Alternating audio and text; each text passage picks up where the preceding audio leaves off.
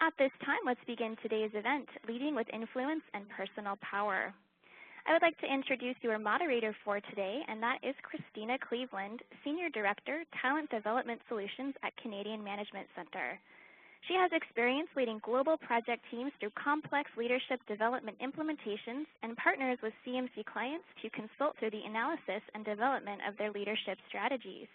Christina, I will hand the floor over to you. Thank you so much, Jess, and welcome everyone. We're very excited to welcome over 1,000 people who are participating with us today from across the country. So welcome to those of you who may be returning to us and have been participating in webinars previously. For those of you who are new to CMC, welcome. We're really happy that you're here. We are an organization that is based in Toronto, but we serve customers and clients across the country, and our focus is on helping individuals and organizations outperform. This year, we're excited to be celebrating our 50-year milestone, and in honor of this, we've actually launched our 50-course giveaway, which will be running between now and June 2014. So everyone who tweets during our webinars will automatically be entered into the contest. Each tweet will qualify for the draw, so be sure to follow us and use the hashtag CMC events that's noted on the screen. This month, for November, our giveaway is a free registration to our Leading with Emotional Intelligence course, which actually has recently been updated and will be very relevant to the topic that we're speaking about today as it relates to influence. So do join us in the conversation and tweeting with us online using the hashtag CMC events. We will be closing the draw this month at 11:59 p.m. on November 30th. That's 11:59 p.m. Eastern Time, and winners will be notified via Twitter on December 2nd. We are going to be welcoming interaction from you today, so if you have questions as we go through, please feel free to submit them on the chat panel, which is on the right-hand side of your screen. And we'll also be engaging you in a poll discussion during the webinar as well, and you'll see that activate on the right-hand side of your screen, but I'll come back online to remind you of that as we go. After the session today, you will receive an email with a link to a recording of the webinar, which will also give you access to the visual of the slides. So please just note that you will receive an email with those details before the end of the week. And I know we often get questions about whether or not you'll receive the slides, but you will be able to see the visual of them with the recording. So to keep us on track in talking about the topic of influence, we want to start off with why we chose this topic today. And often the topics that we choose to deliver webinars on are at the request of our clients. And we've received feedback that this is obviously a topic that is impacting a number of you, so many that we have over 1,000 participating with us today. And this particular topic applies to leaders who may have formal authority and others who may not. And really, traditional notions of authority and command and control environments have been minimized over the years. Many more people are working across functions, across organization, and are required to really collaborate with different individuals who they may or may not have regular interactions with. But ultimately, what we're trying to do is achieve results with and through others. And in order to do that, you have to build buy-in and commitment. And that commitment generally leads to higher engagement among employees, which will improve working relationships and ultimately deliver a better effort and more successful results.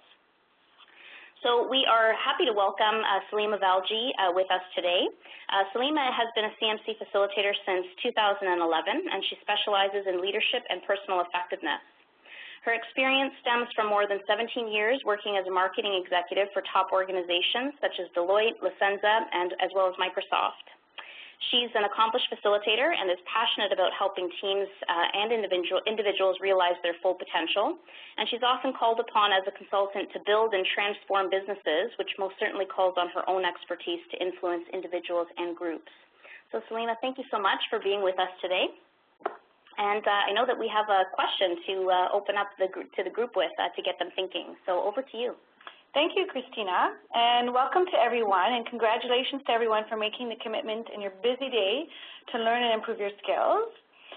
So right now, I want you to think about this question. So what does influence mean to you? I'd like you to think about this from your own experience, your own perspective, and your own understanding of the term. Now, I'll let you put your thoughts together while we look at what we're going to cover today. So Christina has already answered the question of why influence is an important topic for leaders today. So now we're going to look more closely at what influence and personal power mean, and we're going to discuss how to develop and use personal power and influencing skills to help you. So today we're going to focus on these objectives. And the first one is what we mean by influencing skills. So what does influence really mean in today's organizations? Next, we're going to look at the challenge of influence in organizations. And then we're going to look at what we call the power dial model. So this is a visual model that will aid our discussion about influence. And it demonstrates our different sources of power. And then lastly, we're going to discuss how to effectively influence others and share some tips on what you can do today after this webinar to impact and increase your influence.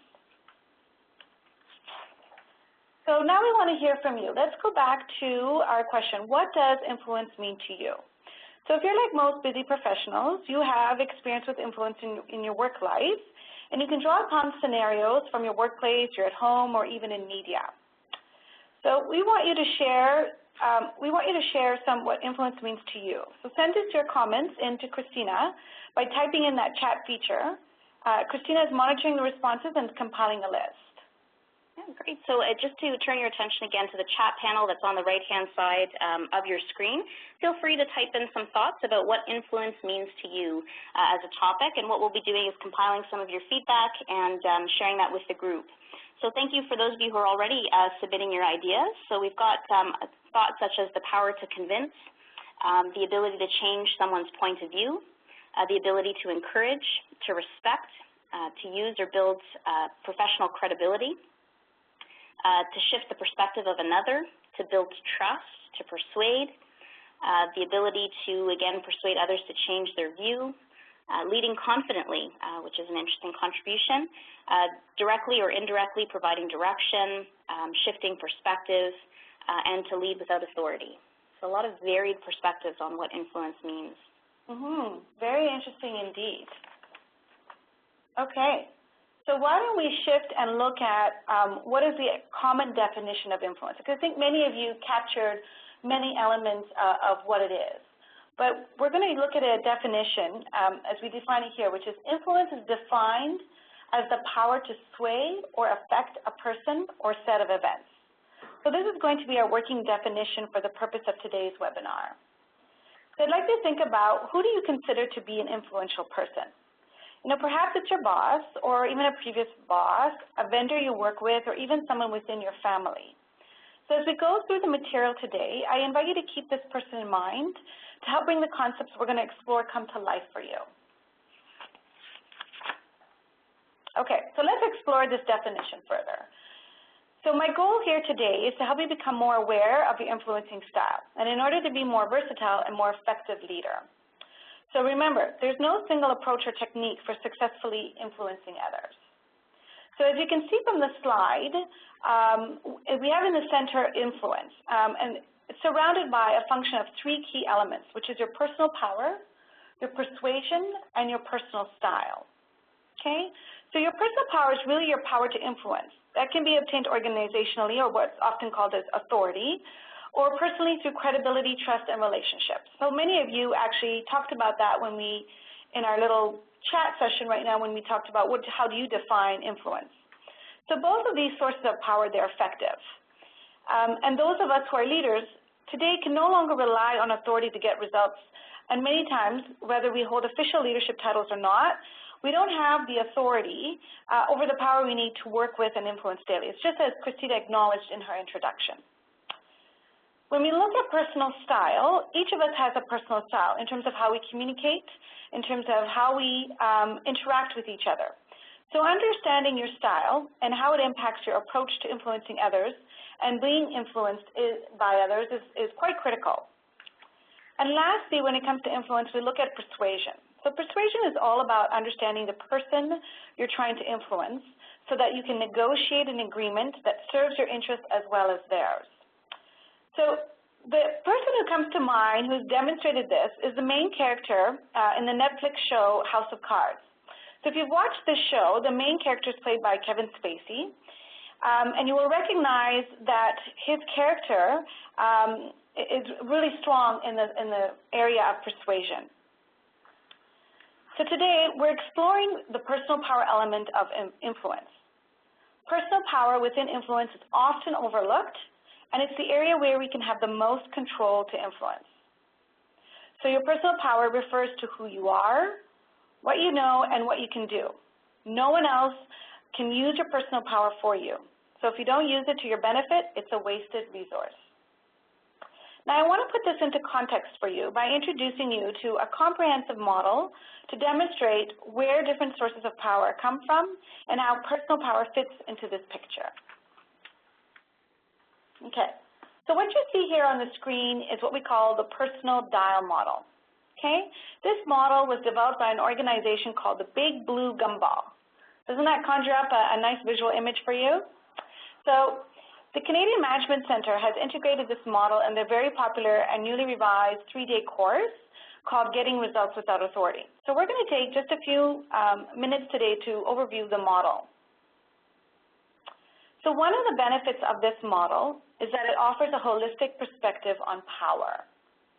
So the model identifies many possibilities and opportunities for you to build your power and your effectiveness and ultimately help you influence.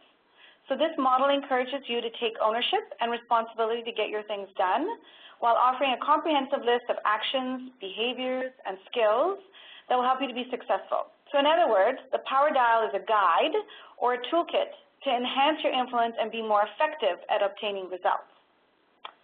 So turning up your dial means that you understand the things that you alone control inside of you. So that could be your knowledge, your skills, your emotional, and your interpersonal to be effective.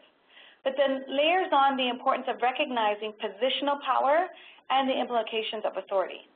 So to be able to influence groups, the final dimension really begins to look at relational power and legitimacy as ways of enhancing your ability to lead projects. So according to this Power Dial, on the screen, what you can see here are 3 different dimensions or 3 different sources. So the first one in the orange zone is what we call personal power, okay?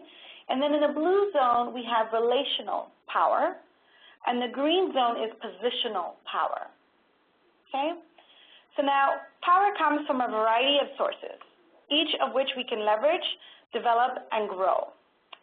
So what I'd like you to do is, as you're looking at this dial, is I want you to think about where you're strong, where are you weak, and what can you do to enhance your influence.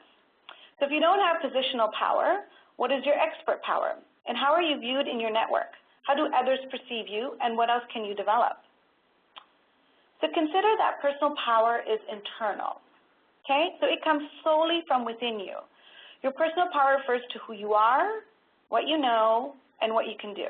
So this is really about your strengths and ultimately your self-confidence, the extent to which you get your power internally from your personal resources. So relational and positional power are external, as you can see on the slide here. So they're related to or dependent upon others, people, or other factors outside of us. So relational power relates not to what you know, but who you know, and in some ways, the more important question of who knows you, and the quality of your relationship and how others around you view the value of your relationship. So influence is about the relationships you build over time. And lastly, positional power is really about your role or status or your position. So it relates to what you do and what you have or what you have control over. So positional power, in other words, is about your personal use of power and the appropriate use of it. So the way you use your positional power gives you greater credibility. So if you don't exercise your positional power well, this will negatively impact your credibility. Okay, so let's take a look at this further and look deeper at personal power. So in an organization, your ability to make things happen depends on others' willingness to let you. So the more personal power you have in a relationship, the easier it is to influence. So the people you work with choose to pay attention to you and to allow you to influence them. So they do this both consciously and unconsciously. So it may seem pointless to increase your personal power if you have to rely on others to give it to you. However, luckily, there are sources of power you can draw upon that are within your control, which is good news for all of us. This is what we call personal power. And as you grow in these areas and increase your confidence, you will be given even more power. So think of the people you truly trust and respect. When they ask you to do something for them, you don't think twice about it, right? You just do it. So your personal power refers to who you are, what you know, and what you can do. And it's inside you, and it's what you bring to every situation. So there are three aspects of this dimension, as you can see on the slide. Okay, so they are one, intellectual and physical. The second one is emotional, and the third one is interpersonal. So now let's look at some of the behaviors associated with each of the personal dimensions. They're going to help you build your personal power. We'll look first at the intellectual and physical component. So intellectual is really about the knowledge of a topic like your education or your expertise that you bring. It could also be any hidden talents that you have or your skills that you use on the job. Personal power can also come from your physical characteristics, like it or not. So, for example, your height, your tone of your voice, or even how you dress can impact the strength of your power. So looking the part is very much, is just as essential when you want to influence as your knowledge of a topic. Then we're going to look at the emotional component, and that's really about your emotional responses or your self-awareness of your emotions and how you manage them. So we're going to talk further about that later on today. It's also about your positive attitude. So I want you to think about the energy and the passion and the enthusiasm you bring to a situation, because this is really contagious. And the more you bring this to a situation, the more people want to work with you. And lastly, it's about your confidence. How much confidence do you exude when you're talking about a topic or when you're trying to persuade people that your idea is the right idea? Then we're going to look at interpersonal skills. So this is really relating to different personalities. So for example, recognizing when you're speaking to someone who's very direct versus somebody who's very analytical and presenting information that is going to be most relevant for the personality. It's also about your ease of relating to others, and it's about your communication skills. So I'd like you to take a moment to reflect on your own strengths and your areas for growth. Think about what you bring to each situation. So for example, what's your experience, your education, and your approach? These aspects can be summarized by a statement. You influence people by who you are and what you do. So what this really means is the skills and abilities and what you bring to the table impact your ability to influence others. So for example, if you're a project manager, your ability to keep projects on track and on budget impacts your ability to influence others. So the stronger your skill set, the stronger your influence can become, and vice versa. If you're not as strong at keeping, if there's somebody you work with, a project manager, and they're not as strong at keeping projects on track and on budget, it's going to impact their ability to influence others. Okay, so you influence others by who you are and what you do. So what we're going to do now is do a quick poll. And what I'd like to know from the audience is, which component of personal power do you feel is your greatest strength? This is a great question to get some perspective on. And when we think about ourselves and our ability to influence, we can also think about, not for this question, but in general, how we might be influenced ourselves. So which of these components in some ways might actually influence the way we can be influenced. So what do we place value and emphasis on in terms of how other people are evaluating us. But the results of the poll are coming in. It looks like the lead in terms of people feeling the component that they have as strongest is interpersonal skills, with about 54% of our audience feeling that that is their greatest strength, followed by intellectual at 32% and emotional at 14%. So I'll just give you another minute to turn your attention to the right-hand side of your screen where a poll has opened up, asking you this question of which component of personal power that Saleema's been speaking to do you feel is your greatest strength? So we'll just leave that open for another 10 seconds or so, Jess, and then we'll wrap it up. But we also just want to remind you, too, that there is a Q&A panel. So as we go through, if you have questions, please do feel free to submit them. We're going to try and leave some time at the end to address some of your questions as they come up. So you can feel free to submit those through the Q&A panel. It looks like in the lead, interpersonal skills, Saleema 53%, intellectual at 33%, and emotional at 14% in terms of greatest strengths. Very interesting. Okay. Well, that's good to see. Well, it's not good to see emotional is low, but what I wanted to convey is that we're going to go a little bit deeper in emotional. I'm going to give you some questions to ask yourself and become more self-aware to help you build on that component. So you're going to find some value over the next few slides for sure. Okay, so now let's talk about each of these components in more detail. So the first is intellectual or the physical component. Okay, so remember that this is what you bring to a situation in terms of your expertise, your experience, and your knowledge, etc. So when you're trying to influence and persuade someone, the level of trust and expertise is really important. So in other words, your level of credibility is key.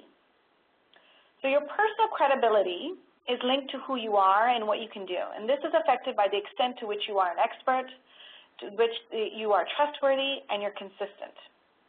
So how do you individually build your credibility? So you build your personal credibility through your personal power. So there's a number of ways that we can do this. So the first way is through your technical knowledge, which is the part of the intellectual dimension. So this is your education or your knowledge. And you can build your expertise by taking courses, having an open mind approach to learning and demonstrating competence in the areas that you work. Another way to build your personal credibility is through your physical characteristics. That's through your tone of voice, how you dress, and how you carry yourself. And this is an easy one where you can actually ask somebody, a peer, or somebody you trust to do an assessment for you to see, are you conveying or playing the role that you want to be perceived as. Another way is through your level of expertise. Again, that's part of the intellectual, the physical component. It's really about your experience. And are you demonstrating and sharing that, hey, in my previous role or in my 5 years of doing this, here's what I have learned. Are you really sharing your experience with others? You could also look at your trustworthiness, and this is part of the emotional component. So this is part of your integrity, and it comes from good listening skills, your sincerity, and valuing your ideas and contribution of others that you work with. So, think and ask yourself, do you demonstrate good listening skills, and are you sincere with your colleagues? And lastly, by being consistent, and that's part of the interpersonal dimension. This is really quite important. So as people learn to work with you and they draw their own conclusions relative to their experience of you, they're going to understand and predict your actions. So the more you are comfortable with their ability to understand you, the more trust they're going to have in you. So this goes hand in hand with the behaviors you demonstrate.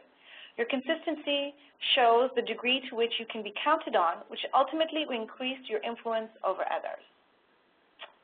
So when you combine these together, credibility is seen in organizations as expertise and relationship. So when you have credibility, your job in persuading, influence others becomes much easier. So being perceived as lacking credibility could undermine anything you do. So it's important to be aware of your credibility and work towards developing and maintaining it. It's also important to know your audience and what the perceptions of you are. Okay, so now our second component of personal power is emotion. So now many of you have heard of the term emotional intelligence.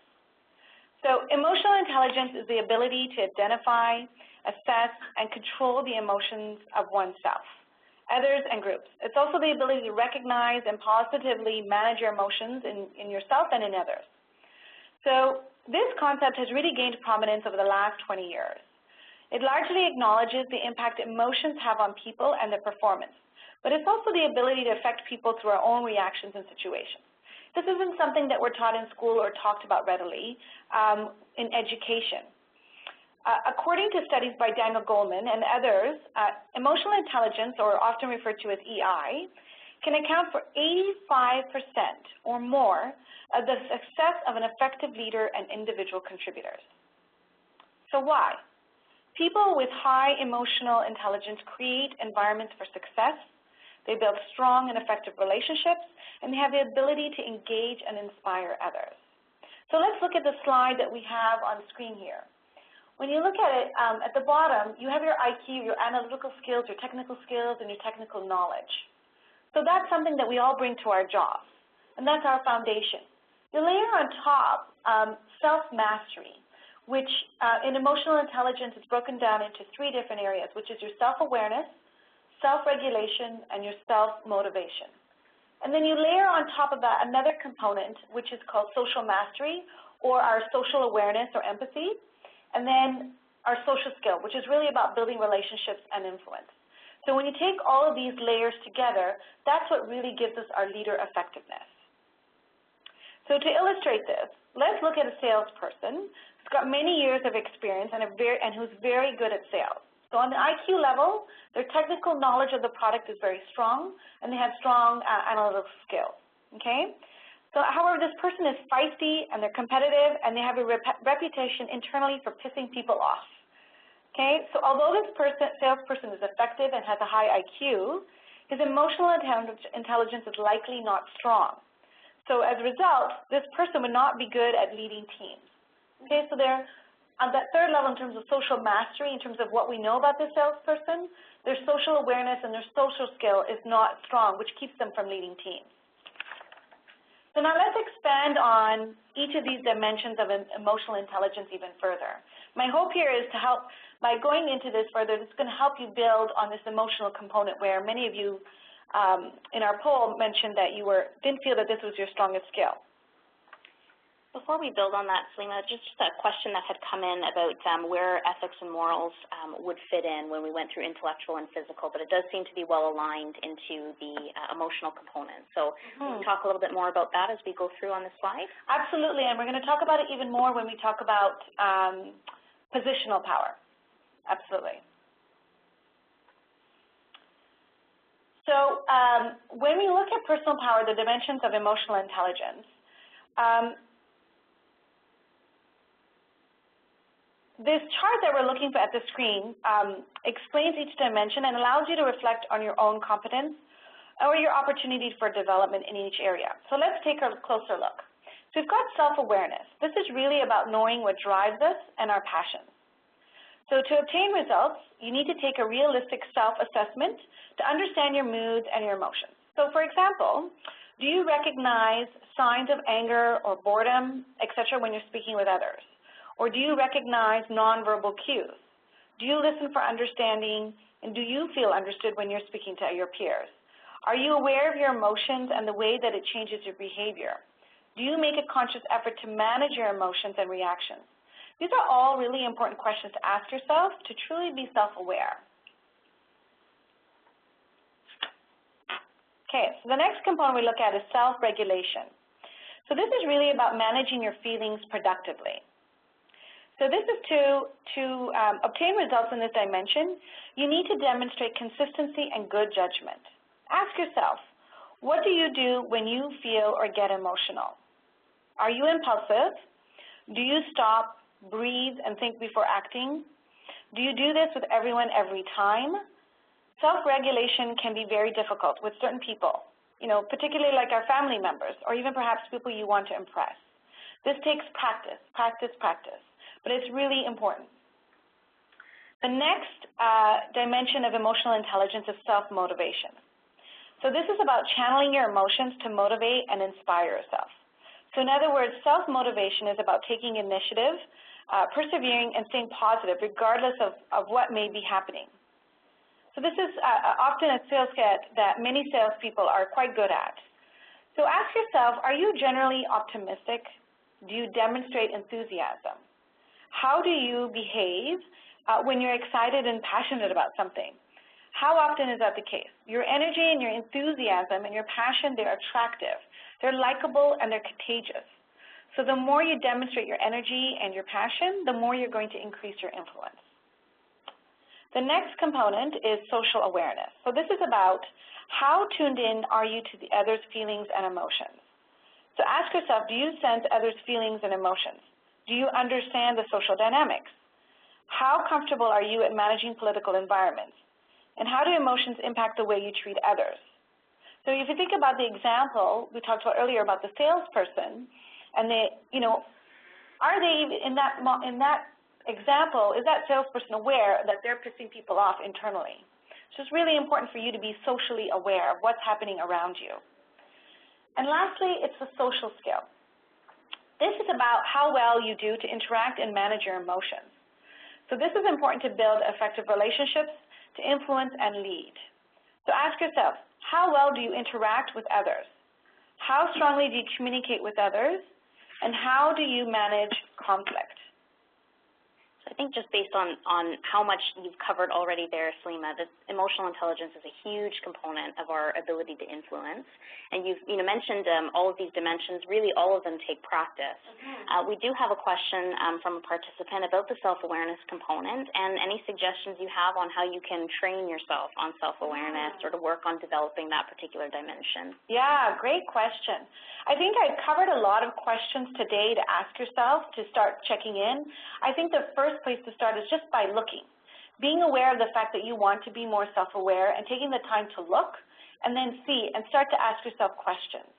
I would also encourage you to speak to a peer or to speak to somebody whom you trust and ask for their opinion and ask them in the area that you are most interested in terms of are you really self-aware? Did you pick up on the cues in the meeting, or were there additional cues and emotions expressed in the meeting that you didn't pick up on? And that's totally okay, but taking the time to look and to see is really the first step for you to get self-awareness. And you can do that internally on your own, and you can do that with the guidance and support of a peer or somebody that you trust. I think that's a really great suggestion, and I think that leads into what you talked about in terms of self-regulation and that ability to be able to practice. But you'll also have to be open to feedback, right? So you're taking a risk in asking for the feedback and taking a risk in opening yourself up, because sometimes we may not like what we hear, or we may not like how we show up, or we may not realize the impact that we're having on others. But I think it's a really courageous first step to ask for the feedback to create that self-awareness, but then to move through and move into that self-regulation dimension. Yeah, great point. Absolutely. Okay. So speaking on topic of self-awareness, just as self-awareness is important for emotional intelligence, it actually plays a large role in the third component of personal power, which is your interpersonal skills. So the interpersonal aspect of the power dial model, it relates to personal preferences and how you interact with people. So personal preferences are your natural predisposition to your approach of your work environment. So think about how you perceive, you approach, or interact with people. This is influenced by your work environment in terms of the time, the people you're working with, the tasks you're working on, the situation that you're in, etc. So these go beyond age, culture, race, education, etc. They're part of your personality. And you need these to get the results you want and need to get your work done. So the more self-aware you are, the more you can communicate and influence.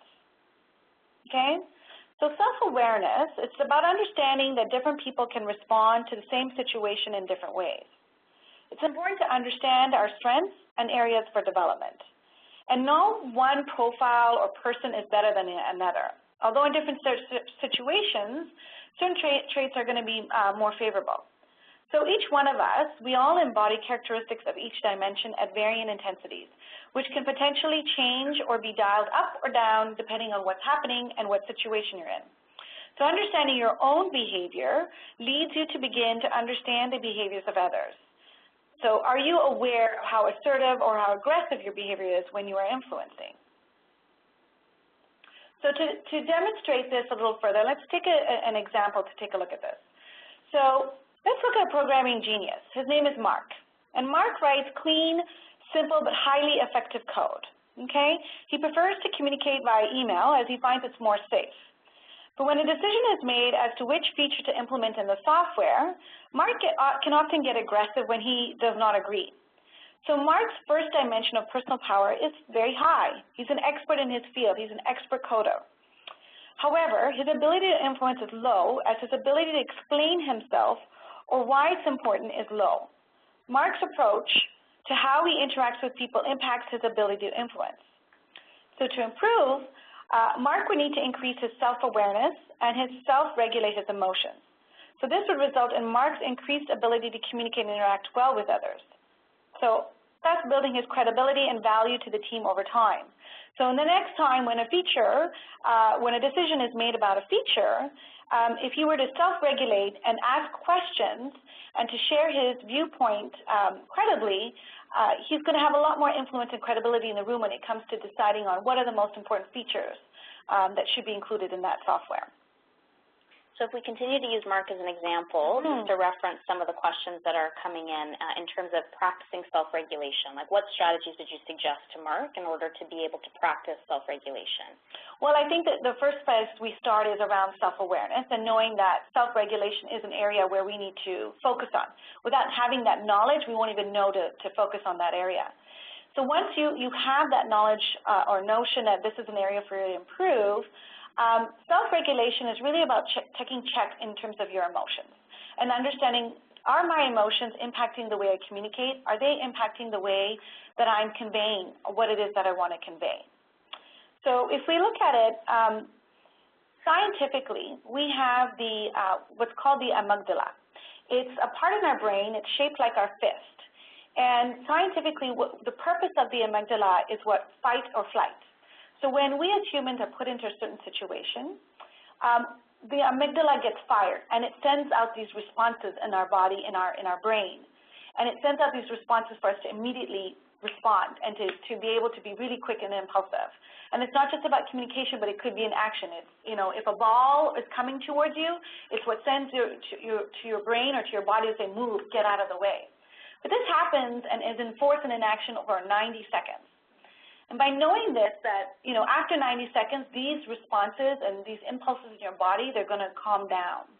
So if you are aware of this and you know this, you're going to know that I just need to give myself 90 seconds and know that this impulse is going to go away. So what I do for me personally is I start to ask more questions. And by asking these questions, I find I start to calm down. Because it's very hard. I can't be silent for 90 seconds, right? So you need to give yourself some time. You need to breathe. You need to be aware that you're responding to something. And you also have to know, okay, 90 seconds I'm going to be a little bit more calmer, and then I'm going to be able to really communicate what I wanted it to communicate. So just remember, the amygdala is 90 seconds. It'll fire off a response, but know that it's going to calm down. And just give yourself that time. Right, and you can train yourself to be able to manage that. But in the situation, too, if you're going to be then using questions as a technique to allow yourself to kind of find that sense of calm, managing the dynamic within the room or the group that you may be speaking with to let them know why you're asking questions is really important, too, from a self-awareness element, and trying to tell people, I'm going to ask a few questions to clarify my understanding so that you're not setting others off or having their amygdalas fire up because you're asking questions that may put people on the defensive potentially. Yes, that's right. Absolutely. Fascinating, Salima. Keep going. Okay. So now, let's take a look at interpersonal a little further. So knowing your personal styles of others provides insight into their strengths and preferences so you can flex your approach to communicate and influence. So interpersonal skills or personal style preferences, they can be measured using an assessment tool or a survey.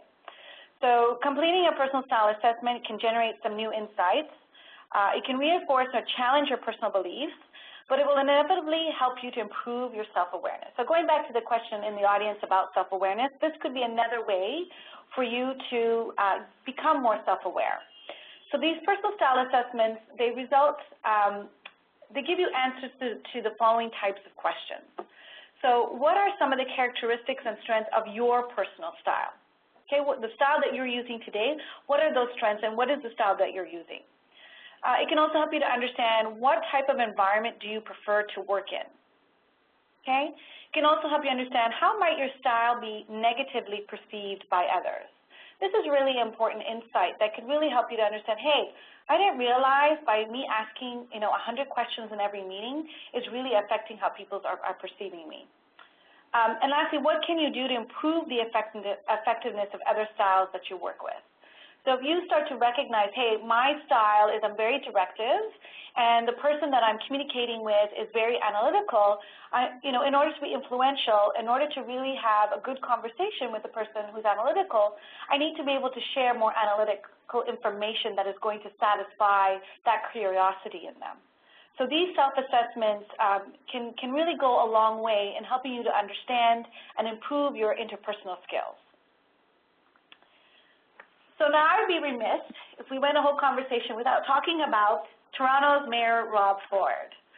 His story has been publicized globally, and he's been talked about in the news. And in fact, for those of you who watch Saturday Night Live, there was even the opening skit about Rob Ford's behavior and how he's being perceived that was done on Saturday.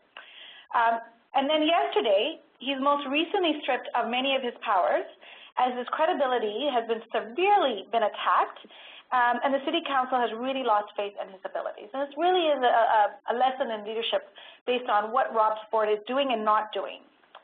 So Mayor Rob Ford is fighting for his career right now, and based on his actions, his emotions are really clouding his self-awareness and even his self-regulation, as well as his organizational or situational awareness.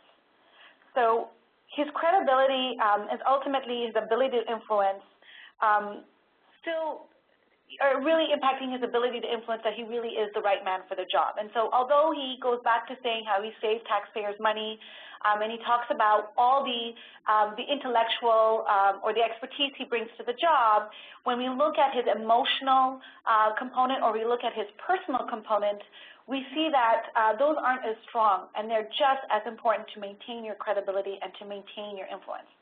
That's not to say that if Mayor Rob Ford took a personal self-assessment, he's going to change his behavior. But it demonstrates, when we look at his behavior, it really demonstrates the power of being emotionally controlled and being self-aware and how it can impact your behavior and how others are perceiving you. Absolutely, and I think, obviously this situation is extreme and, it's highly publicized within the media, but if we turn the lens and look within ourselves and look in our own organizations, there are times where we may have lost our cool, our emotions may have clouded our judgment, we may have misrepresented ourselves in a situation or been in a situation where we've experienced or watched those things happen in action with our peers. But there's a lot of people who are commenting through the chat panel to us as well that they are seeing these components show up not only in their professional life but also in their personal life. If you're a parent, you're a sibling, you're involved in any type of connection with those within your family, there is a need to be able to use these three components as well in influencing in personal situations as well. Yeah, I can definitely see that, particularly at home or being a parent or even a spouse. When somebody says something to you, you're like, well, don't you know me? Why did this person say that? And so that self-regulation, it requires even more practice when we're speaking with loved ones. I find that we tend to let our guard down, or we tend to feel that, oh, this person should know. This person is my child, or this person is my husband or my wife. They should know this. And that's when self-regulation becomes even more important.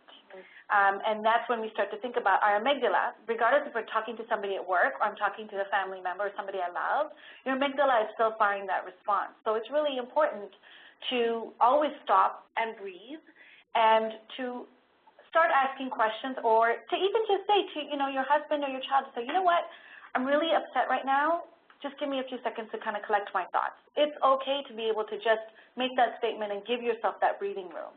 Because once you give yourself that breathing room and you've calmed down a little bit, then you're giving yourself back the power to truly communicate what it is that you want to communicate. And you're communicating from a place of power versus a place of emotion. And that's really the key. Absolutely. That's a great key takeaway. I know that's one that I personally will take away from this discussion today. We are going to be opening the Q&A panel shortly, so I do want to invite you to submit any questions that you have for Salima in that panel. One question that has already come up, Salima, is just about, in terms of self-awareness, if I'm a leader and needing to coach or provide feedback to somebody who needs to enhance or improve their self-awareness, what suggestions do we have for somebody who may be in a leadership position that needs to create awareness that somebody else needs to build their self-awareness? Yeah, that can be a difficult situation because you want to be careful. You don't want to upset anybody. And you need to be able to, I have a model that's FIPS. And FIPS stands for Facts, Impact, Plan, and Support. And I use this as a model to communicate so that I'm sticking with the facts and not getting emotional and ensuring that my communication or a message comes across credibly. So I start off by, if you look at facts, I observed that I observed in the meeting that there was a topic that emotionally charged you, or I observed in the meeting that when so-and-so was speaking, you became really fidgety. The impact of this was people also became fidgety, or people started to pay more attention to your response versus what the person was trying to communicate. So provide a plan as to how they can better conduct themselves in a meeting, and then the support. What support are you willing to offer them? So if you follow that FIPS model, that can allow you to communicate and demonstrate what it is that you would like the person to be aware of. Just again, so when providing feedback, FIPS, F-I-P-S, facts, impact, plans, and support. Correct. Great. Okay, so we're coming back to the power dial model. Yeah, so again, like we mentioned in the beginning, the power dial model is really about 3 different dimensions, right? You've got your personal power, which is internal, and that's what you see in the orange zone. That's your intellectual or physical component, which is about your knowledge, your expertise, your skills, and your strengths, and even your physical attributes that you bring. Your emotional, which is the self-awareness and your emotional intelligence. And then your interpersonal, which is really about your style, your preferences in terms of how you communicate. Then you've got the positional power, right? And this is really about your role, your authority, and the control that you bring. And that's really important about what I want to mention here is it's about how you use your positional power that impacts your influence or credibility.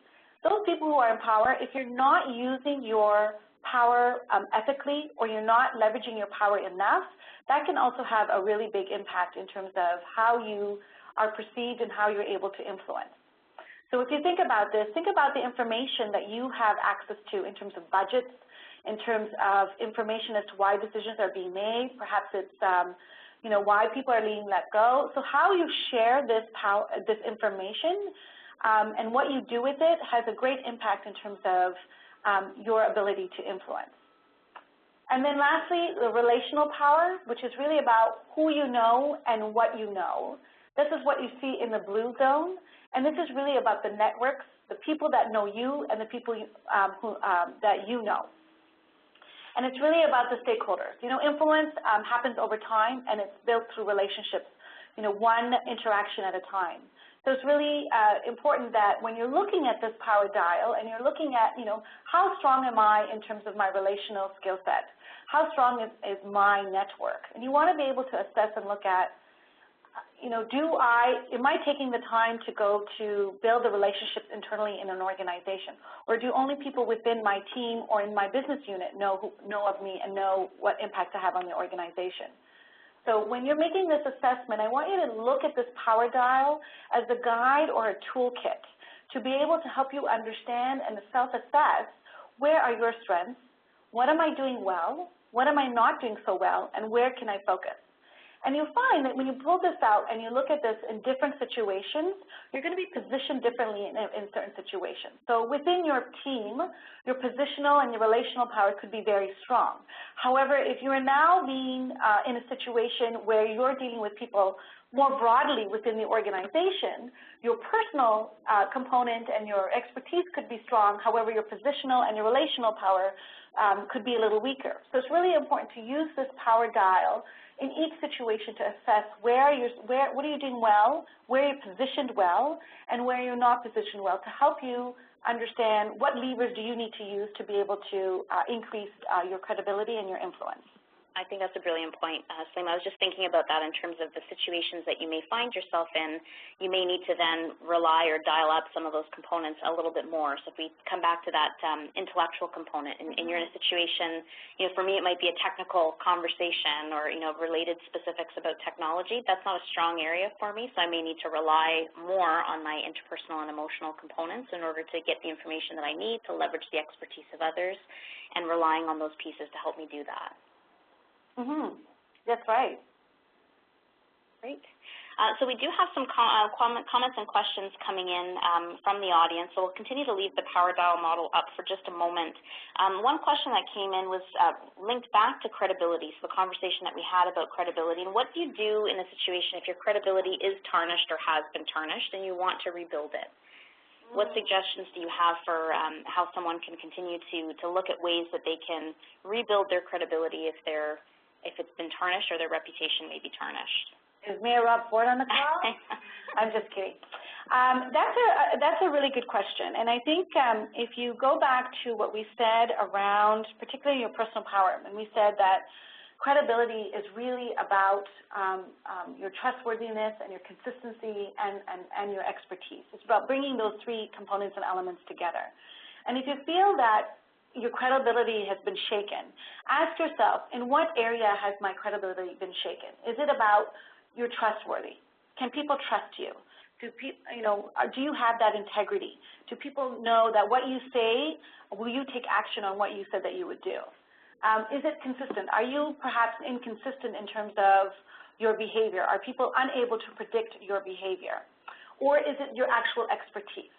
It's often said that we often feel that, hey, I'm working really hard, I'm putting in a lot of hours, I'm very good at what I do, yet I'm not being appreciated, or it's very difficult for me to convey my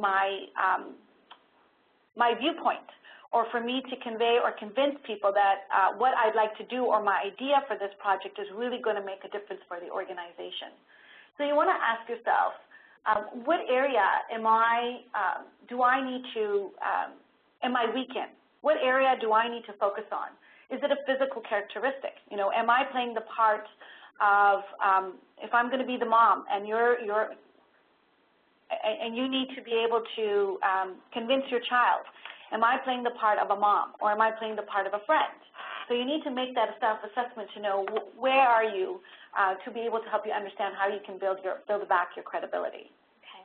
And in a situation where someone may lose control of their emotions, so there may be an outburst, how is an apology towards the individual or individuals impacted sufficient, or is there more that they need to be doing in order to rebuild their credibility, or really does it depend on the situation and the individuals that you're dealing with? I think an apology is always helpful. It may not be enough to solve the situation, and you're going to find that it may not be resolved in just one apology. It's something that when you start to erode on trust, it takes time, and it takes multiple interactions to build upon. So don't lose faith, and don't feel that, oh, I've tried, I've gone and apologized, and they're still giving me a lot of attitude or not being as open with me. Have faith and know that it's going to take time to build that trust again. And by you demonstrating and saying, hey, I screwed up the last time, but this time I'm aware and I'm self-regulating and I'm working on it. And you want to be able to communicate that. When people start to see a shift in your behavior, you'll start to see a shift in their behavior back to you, and their ability to be more open with you and to start to trust you again. So you can certainly build your credibility again, and you can certainly shift that. Just know that it's going to take some time, but I absolutely think that an apology really goes a long way in demonstrating that, hey, I'm aware that I didn't respond to the situation very well. I'm not perfect, I'm not human, but I'm aware of it, and I'm going to change that. And I think that point is really strong when we think about the fact that it takes time for us to rebuild that credibility, but on the flip side too, if somebody else's credibility has been eroded in our eyes, or for whatever reason we may have been in conflict with someone else, if they're trying to rebuild their credibility, we also have to be patient that it's going to take time, and that's sort of in some cases the worst thing that you can do when someone's trying to change their behavior is to bring up the past. So just sort of being patient, not only with yourself, but also with others. So I do want to take us to the summary slide here that you had for us, Salima, just in terms of tips for improving influence and personal power. And I know you're going to cover this, but I just want to invite again, if anyone has any final questions, feel free to submit them in the Q&A panel, and we'll try to get to them before we wrap up today. Okay. So it's really important to me today, a part of my goal is to make sure that you come off of this call, this webinar, with some tools or tips that you can improve your influence and your personal power right away. So here's just a few to get you started. The first one is, we talked about self-assessment. So take a look at your physical or your image. Do you look and behave the way you want people to perceive you? Again, ask somebody you trust, ask a peer, or ask somebody within your organization and say, do I look the part that you're trying, share with them how you want to be perceived, and ask them, are you being perceived that way? Another one is your emotions or your energy. So how do you check in on your emotions daily? This could be something as, are you working out to release the stress of the day, or even at the beginning of the day? Are you meditating 15 minutes a day? Are you going for a walk at lunchtime? There's so many different ways that you can manage your emotions and your energy, and it's really important that you do this on a regular basis, on a daily basis, because every day we're thrown items that get us emotionally charged, and by just taking a few minutes every day to gather our emotions and to center ourselves can make a really big difference in helping us to self-regulate.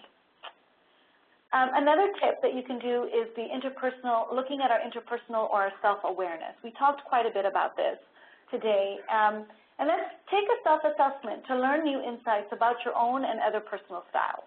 Or perhaps you've already taken one. I encourage you to go back and take a look at it, because we often forget it. And so, it takes time to practice and really understand if it's DISC that you've taken or it's Myers-Briggs, whatever the self-assessment that you have taken, go back to it and reflect on it and go back and understand and gain more insights in terms about your own and your other person's styles and how you can shift your behavior to work with people around you. And lastly, your networks. This is really important. This was part of the relational power of influence. Take a look at your LinkedIn profile, for example. When's the last time that you updated your LinkedIn profile? Oftentimes, people who are going to meet you, your vendors or other business people, or if you're going in for an interview, they will look at your LinkedIn profile. And if it's not up to date, you've lost your chance to make that really strong first impression. So it's really important that you keep your LinkedIn profile up to date. And I know LinkedIn also offers you the opportunity to update any papers you've written or articles, your blogs. You can integrate your Twitter feed into there. I mean, there's so many ways to enhance your networking and allow people to know what it is that you're reading, what you're thinking about, and what you're working on. And also, another way to improve your networking is look at in any industry events. When's the last time that you attended an industry event?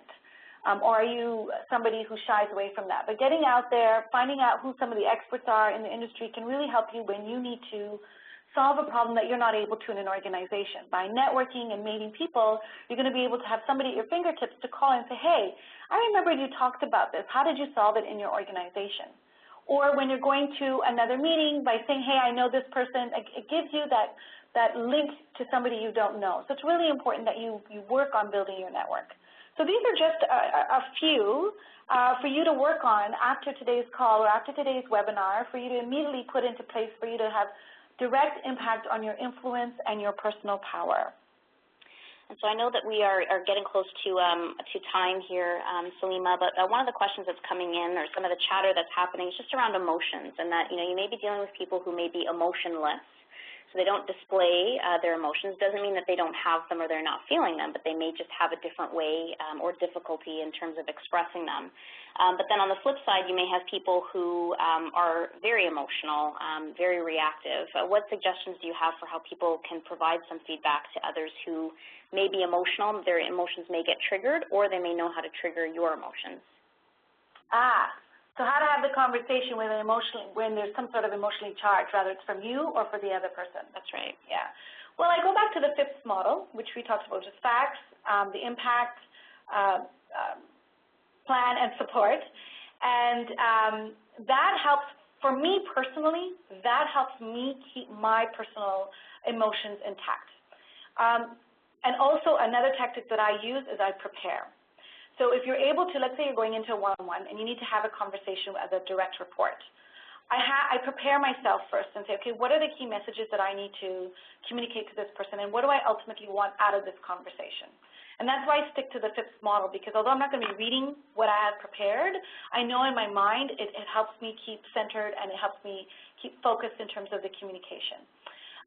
When you're working with somebody who's emotionally charged, it's okay to be able to just to stop the conversation and to be able to say, hey, I get it.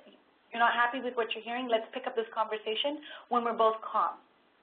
Okay, great. I mean, that's a big topic, Salima, so I'm so sorry that we only have an hour today to cover it off, but thank you so much for sharing your insights and expertise with us. I think there was definitely a lot of value in the stories that you had to share and the insights that you provided, and definitely your tips. So we're getting feedback online as well with appreciation for you for taking the time to be with us today. So thank you.